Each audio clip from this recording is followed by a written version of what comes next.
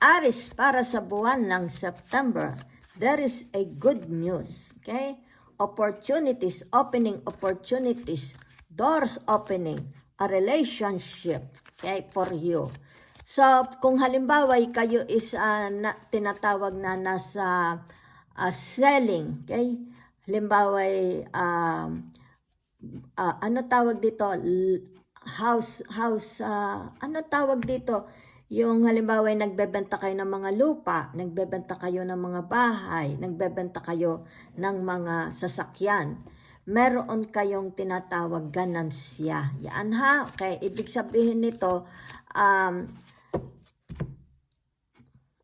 growth, success, pamemera. Yan.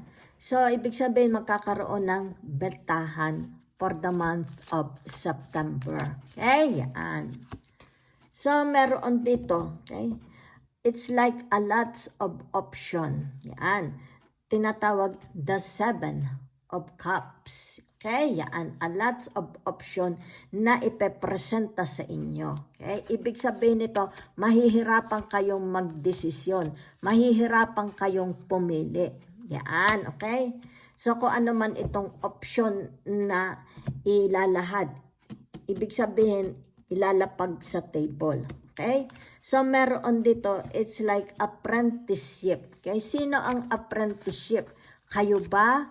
Or sabihin na natin, meron kayong mga hahawakan na mga apprenticeship. Let's say, sabihin na natin training, magtuturo kayo, di ba?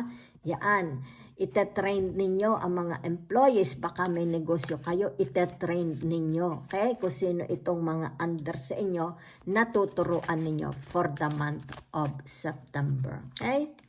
So, meron dito, tinatawag na pamamahinga ng isip. Maaring tinatawag na very, very stress kayo. Diba? So, ibig sabihin nito, tinatawag gusto nyo munang mamahinga. Baka masakit na ang ulo ninyo. Yan. Okay? Oo. So, gusto ninyo tinatawag na tahimik na lugar. Diba? Para dito, ibig sabihin nito, mawala ang, maaring may migraine kayo. Diba? Kumbaga dito, hindi mo ma-solve ang problema mo, kailangan mong magdasal. Okay? So, meron dito, tinatawag na, it's like a family. Meron ba kayong mga kapamilyang hinihintay galing sa ibang bansa or tinatawag na mga, halimbawa sabihin natin may mga kapatid kayo, asawa ng foreigners, anak nyo asawa ng foreigners, baka kayo asawa ng foreigners. So, ibig sabihin ito, yung tinatawag na there is, it's like naghihintay, okay, from abroad. Yan, maaari naghihintay kayo ng package, naghihintay kayo ng containers, di ba? Naghihintay kayo ng balita. Yan ha. So, marami dito mga Aries, may mga kapamilya silang mga foreigners, married ha, okay.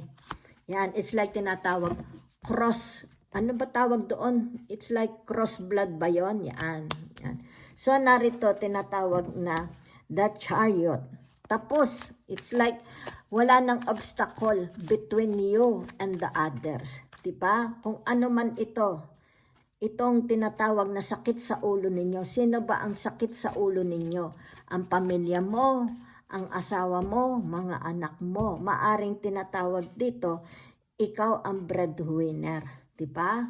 So, maaring for some of you, gusto ninyong maging matatag ang inyong pamemera, pamumuhay, ang bahay.